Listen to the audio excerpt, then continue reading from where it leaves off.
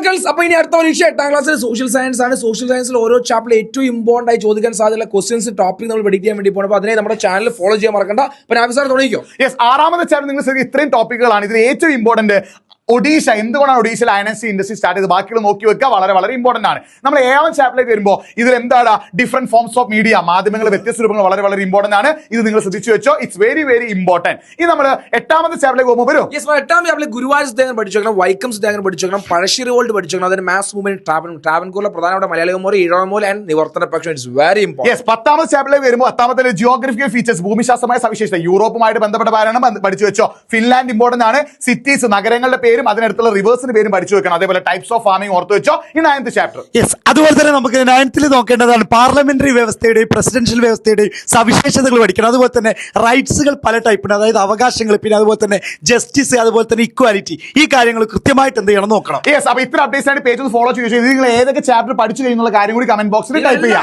Share ചെയ്ത് കൊടുക്കണം മറക്കല്ല.